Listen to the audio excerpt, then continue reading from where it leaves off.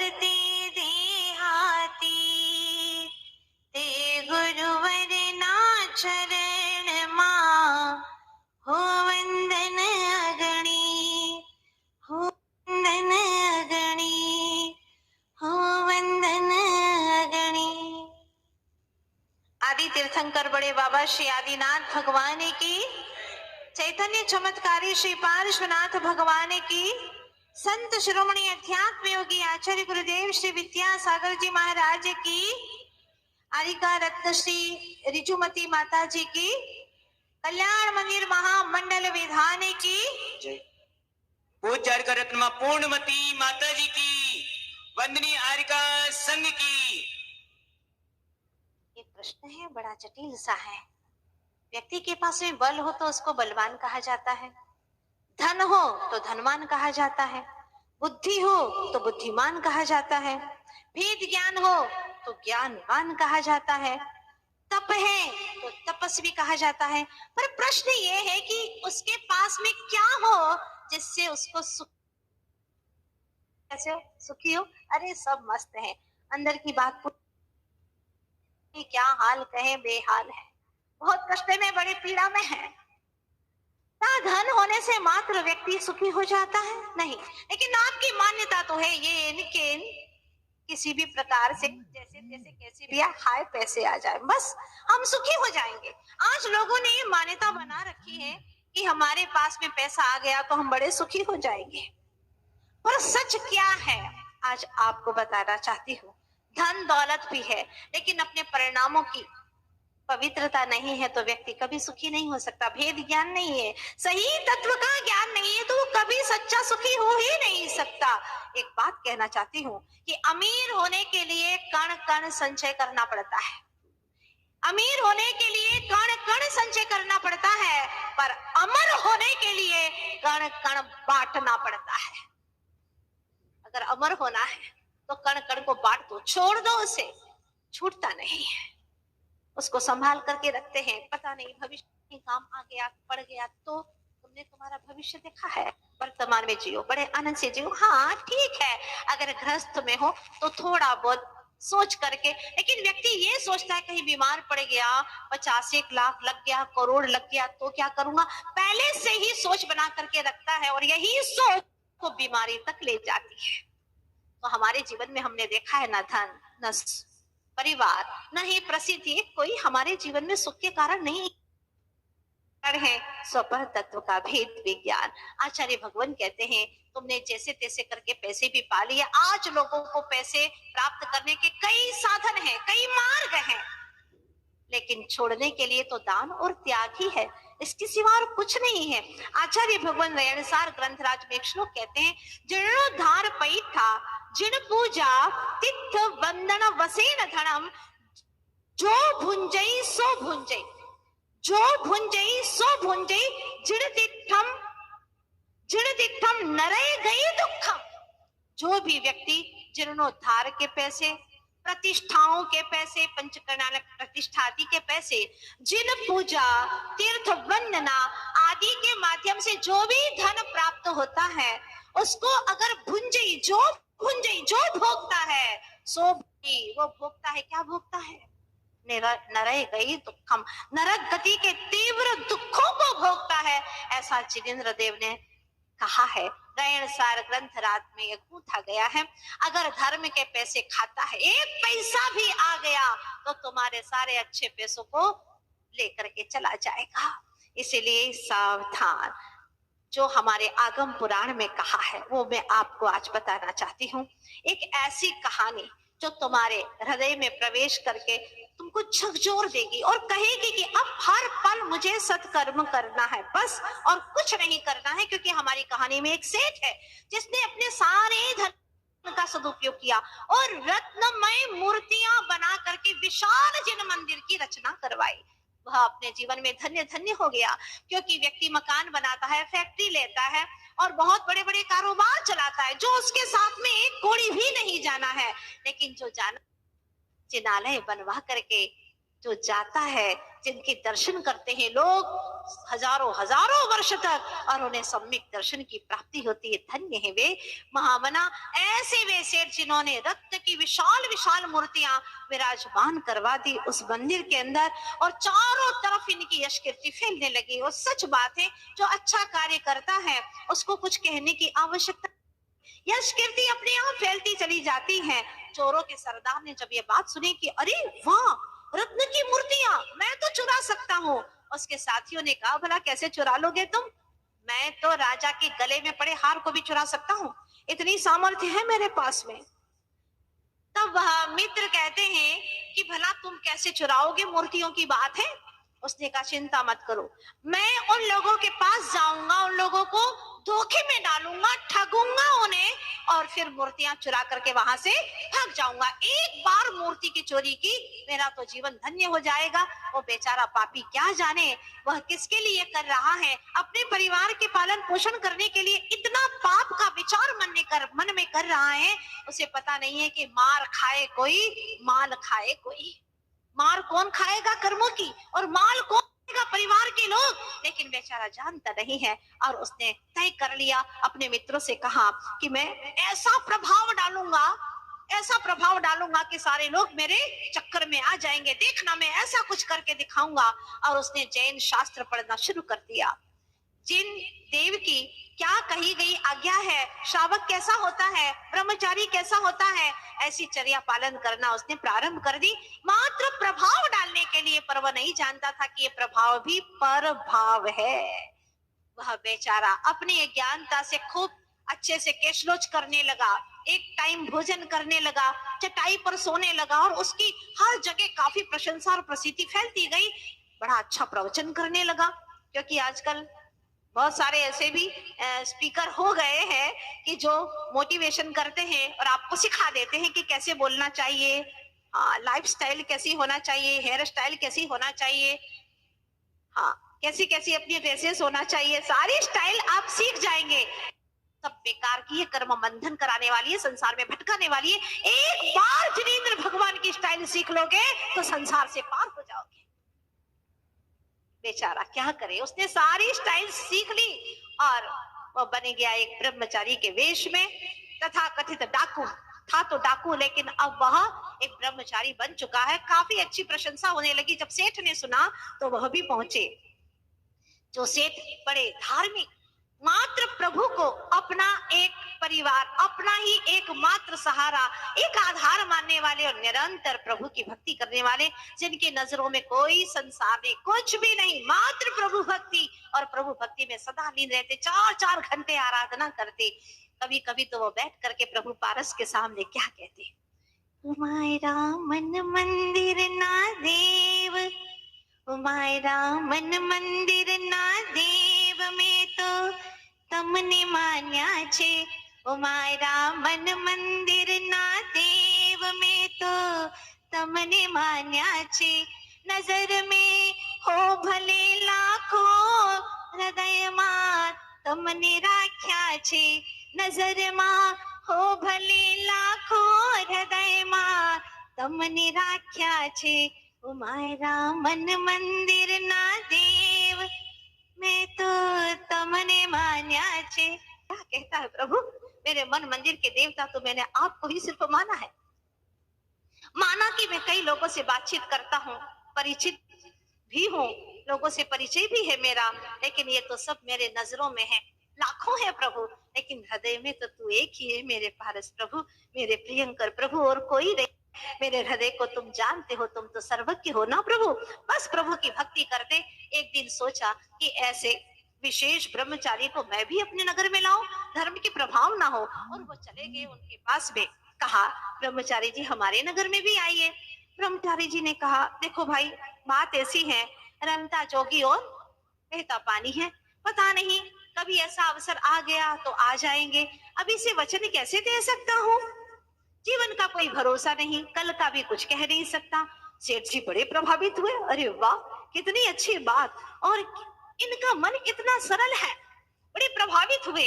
अब तो उन्होंने ठान लिया कि मुझे कैसे भी करके ब्रह्मचारी जी को नगर में अवश्य लाना है। और धीरे धीरे वहां 4-5 बार गए, विश्वास हो गया। बेचारे भोले सरल हृदय, वो क्या जाने इसके मन में क्या छल कपट है। वो तो चाहता ही था चोर कि बस ऐसा मौका मिल जाए और उनके नगर में चला जाऊं। ध्यान रखना, नीतिकारों का कहना है किसी के ऊपर भी एकदम विश्वास नहीं करना। 2 वर्ष में भी वह धोखा दे सकता है, हाँ 3 वर्ष में भी अपना मन बदल सकता है। इसीलिए सावधान रहना। आज हम देखते हैं कमिटमेंट करके भी लोग मुकर जाते हैं, पार्टनरशिप करते हैं और पैसा ही खा जाते हैं, पता ही नहीं चलता। और कभी कभी तो दिवालिया ही घोषित कर देते हैं अपने। कुछ कहा नहीं जा सकता क्योंकि विश्वास में भी विष का वास है। इसीलिए, लेकिन सेठ जी तो बेचारे जानते ही नहीं थे, बिल्कुल भोले भाले हृदय के। उन्होंने कहा ठीक है, कभी न कभी तो आएंगे। एक विश्वास लेकर के चलते रहे। एक दिन फिर पहुंचे और कहा अब तो आइए ब्रह्मचारी जी, सारे नगर के लोग चाह रहे हैं। तब उन्होंने कहा ठीक है मैं चलता हूँ। अब उनका वह समय आ गया था। जैसे ही वहां पर पहुंचे और सेठ जी को अचानक 7 दिन के लिए बाहर जाना हो गया। वो तो प्रतीक्षा में ही था कि ऐसा शुभ अवसर मिले, पर उसे मालूम नहीं था कि शुभ अवसर नहीं, तेरे जीवन का सबसे बड़ा दुर्भाग्य का क्षण आने वाला है। एक तो विचार अशुभ और इसके बाद में ऐसा समय मिल जाना कि वहां पर सेठ जी का नहीं रहना, बस उसके लिए तो सब कुछ वही था। सोचिएगा, एक तो शरीर में खुजली हो और नाखून तेज हो तो क्या दशा होगी। एक तो विषय में मन में भोगों की अभिलाषा हो और भोगों की सामग्री भरी पड़ी हो, उस जीव की क्या दुर्गति। ऐसी ही दशा उस व्यक्ति की अब होने वाली ये समय खड़ी ऐसी आ गई और स्थिति ऐसी बनी कि जैसे ही सेठ जी बाहर गए, उसने मंदिर के जितने भी रत्न बिंब थे उन सबको निकाल करके उनके स्थान पर नकली बिंब को स्थापित कर दिया, जिसमें कोई चमक नहीं थी। लेकिन जैसे ही ये स्थिति हुई, वहां पर लोगों ने देखा कि अरे मूर्तियां रातों रात में कैसे बदल गई। कुछ बात समझ में नहीं आ रही, कौन चोर उठा के ले गया, किसने बदल दी। लेकिन किससे कहे, ब्रह्मचारी जी उनसे तो कुछ कह ही नहीं सकते, देश में है, पता नहीं कौन कर रहा है, समझ में नहीं आ रहा। तो उसने बदल ली। कुछ रह भी गई थी, उसने सोचा आने में 7 दिन है, धीरे धीरे करके सारी मूर्तियां बदल भी थी। पर उसे यह नहीं मालूम था कि ये मेरी योजनाएं पूर्ण होने वाली नहीं है। कर्म भी अनोखे खेल खेलता है। ये तुली है ना, बड़ी अद्भुत है, कब कैसे लेख लिखता है पता नहीं चलता। कर्म बड़ा रहस्यपूर्ण कार्य करता है। जब कर्म बांधते हैं तो पता नहीं चलता, फल आता है तब हमें समझ में आता है। और हुआ ये कि अच्छा, सेठ जी को 7 दिन में आना था, वो चौथे ही दिन वहां पर आ गए। जैसे आए तो उसे बहुत गुस्सा आया, दांत भींचते हुए कहा अरे तू आ गया, इतना जल्दी आ गया। और इतना गुस्सा आया कि क्रोध के मारे उसका हार्ट अटैक ही हो गया और वहीं पर उसका मरण हो गया। लेकिन मरण के पहले उसकी क्या दशा हुई वो सुनिएगा। पहले ही दिन उसने मूर्तियां चुराई और प्रातः काल सवेरे उसके शरीर में इतनी दुर्गंध आने लगी। यहाँ से मूर्तियां उसने चुराई और दूसरे ही दिन सवेरे शरीर में दुर्गंध आने लगी और उसी रात तक सवेरा हो उसके पहले ही शरीर के अंदर से कीड़े पड़ गए। इतने बड़े बड़े कीड़े पड़ गए, बहुत दुर्गंध आने लगी। उसके पास में कोई जाता ही नहीं था। दिन भर किसी ने भोजन नहीं कराया, 2 दिन से भूखा पड़ा था, फिर भी उसके मन का पाप नहीं गया था। सेठ आया, उसको गुस्सा आया और उसका प्राणांत हो गया। कहानी कहती है कि वह 7वें नरक में जा, वहां भयंकर दुख भोगे, फिर पशु बना, क्रूर पशु बना, फिर 7वें नरक में गया। इस तरह से 7 नरकों की यात्रा करता रहा, उसका पाप फिर भी मंद नहीं हुआ। 7 नरक तक यात्रा करता रहा और अभी भी वह मर करके नगर सेठ के यहाँ पर जन्म तो लेता है, लेकिन जैसे ही गर्भ में आता है सारा परिवार मर जाता है। यहाँ तक कि पिता भी मर गया, दूर दूर के रिश्तेदार मर गए। एक नानी बची थी, वह भी जन्म के दिन नानी भी, सारा परिवार खत्म हो गया। क्यों? क्योंकि उसने मंदिर की मूर्तियों को चुराया था। दुष्परिणाम थे। अगर एक भी पैसा लिया है तो उस व्यक्ति का जीवन कई भवों तक दुख पाने के योग्य हो जाता है, क्योंकि वो निर्माल्य है, निकल गया है। जिस द्रव्य से माल्य अर्थात स्वामी पना जिसमें, उसका नाम है निर्माल्य। तो यह भी दो प्रकार के होते हैं। धार्मिक कार्य में संकल्प करके अगर दे दिया गया है तो वह एक चीज। दूसरा, देव शास्त्र गुरु के पूजन आदि में अगर दे दिया गया है तो वह दूसरी चीज है। किसी भी प्रकार से देव शास्त्र गुरु के निमित्त से दिया गया दान है, वह उसका उपभोग करता है तो वह निर्माल्य कहलाता है। अगर उपभोग कर लिया तो भवो भवो तक दुख पाना ही होगा, इससे छुटकारा हो नहीं सकता। इसलिए समझ जाओ, खून पसीने की मिलेगी तो खाएंगे, नहीं तो हम भूखे ही सो जाएंगे, बिल्कुल चलेगा। लेकिन कभी भी धर्म का पैसा अपने घर पर ही रखेंगे, दुर्भाव नहीं करेंगे। अब उसका क्या हुआ, वह तो मर करके उस माँ के गर्भ में आया, मृष्ट दाना के गर्भ में आ गया। सब माँ बची खाने के लिए, दाने के लिए मोहताज हो गई। ऐसी दुर्दशा के अंदर वह पल रहा बालक बड़ा हो जाता है। थोड़ा सा बड़ा हुआ, माँ सोचने लगी कैसे पेट भरूं इसका, मेरा ही पेट नहीं भरता, बच्चे का पेट नहीं भरता, और रोती बिलखती। लेकिन क्या करे, वो कहती है बेटा न कृतम पुण्यम येन सह कृत पुण्य, तूने पुण्य नहीं किया इसलिए तेरा नाम तो अकृत पुण्य है। क्या करूं, कहाँ सेठ, कहाँ करोड़ोपति अरबोपति, आज रोड पे भिखारी जैसी घूम रही है, कोई परिवार है कुछ नहीं। वाह रे कर्मों, तुमने भी क्या अजब खेल खिलाया है। ये कर्मों की दशाएं बड़ी विचित्र है, सावधान हो जाओ, निरंतर अच्छे भाव करो। पता नहीं इन भावों का फल कब हमारे जीवन में आ जाए। और वह जैसे ही बड़ा होता है तो माँ कहती है बेटा तुम भी काम में हाथ बटाया करो। तो वह जाता है एक खेत के मालिक के पास में और कहता है मुझे कुछ काम दे दो। पूछता है वह कि तुम हो कौन, तो वह बताता है। देखो, पहले तो सोचता है कि मेरे को पहली बार किसी ने पूछा है कि तुम कौन हो, अभी तक तो मुझसे कोई बात ही नहीं करता था। बड़ी खुशी होती है उसे, लेकिन उसे याद आता है माँ ने कहा था कि ज्यादा खुशी ज्यादा गम किसी को बताना नहीं चाहिए, क्योंकि दुनिया बड़ी अजीब है। खुशी पर खुशी है तो उस पर नजर रखती है, और अगर गम है तो उस पर क्या करती है, नमक छिड़कती है। इसीलिए माँ ने कहा था बेटा अपनी बातें किसी को नहीं बताना। लेकिन उसने जब भाव से पूछा, आत्मीयता से पूछा, तो बस इतना बताया कि मैं फलाने सेठ का बेटा हूँ, ऐसा मेरी माँ ने कहा है। वो सोचता है ओहो उसका बेटा, जिस सेठ के यहाँ मैं नौकर था कभी, आज मैं सेठ हो गया हूँ, और मेरा सेठ ऐसी दुर्दशा में जी रहा उसका बेटा। क्या करूं, उसको 2 स्वर्ण की अशर्फी देता है, लेकिन उसके हाथ में जाते ही जलते हुए अंगारे बन जाते हैं। क्या पाप की तीव्र दशा है। तब वह सोचता है अरे ये क्या हो गया। वो रोता है सेठ जी आपने मुझे ऐसे अंगारे क्यों दिए। सेठ जी सोचते हैं बेटा मैंने तुझे तो कुछ नहीं दिया अंगारा, मैंने तो स्वर्ण की अशर्फी दी है, लेकिन पाप कर्म से ऐसी दुर्दशा हो रही है। तब उसने फिर करुणा करके बहुत सारे चने झोली में भर दिए। दौड़ता हुआ खुश होकर के जाता, माँ मैंने आज बहुत सारे चने कमाए हैं, देखो देखो माँ। और माँ जैसे ही देखती है तो झोली के अंदर 2-4 दाने शेष बचे थे, क्योंकि छेद था तो सारे चने भी गिर गए थे। क्या कहूँ, जब पुण्य में छेद होता है तो कुछ भी नहीं मिलता। आप बड़े सौभाग्यशाली हैं जो भगवान की भक्ति करने का और जिनेंद्र देव के तत्व की देशना श्रवण करने का, हमारे गुरुवर आचार्य श्री विद्यासागर जी महाराज ने हमें जो भी समझाया है उसे आप तक पहुंचाने का आप लोगों ने अवसर प्राप्त किया है। प्रत्येक समय परिणामों को शुभ रखो, पवित्र रखो, पता नहीं कब कैसा अवसर आ जाए।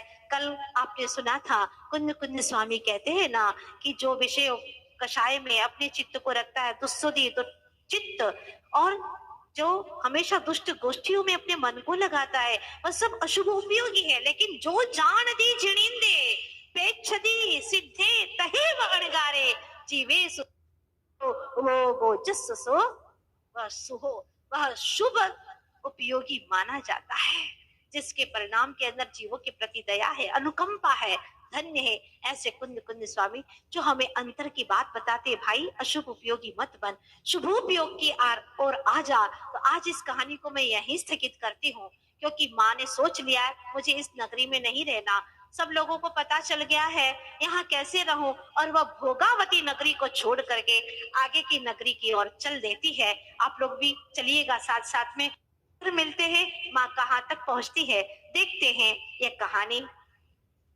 तकदीर से लड़ाई इंसान की, ये कहानी है जी आगम पुराण की। तकदीर से लड़ाई किसकी, गाइए। तकदीर से लड़ाई इंसान की, ये कहानी है जी। था वह चोरों का सरदार, पहुंचा रत्न मंदिर के द्वार, छल से रत्न मूर्तियां चुरा रहा। हुआ पापोदय से कोड़, तन में लटे पड़ी सब और, मर के गति पाई नरक पशु नाम की।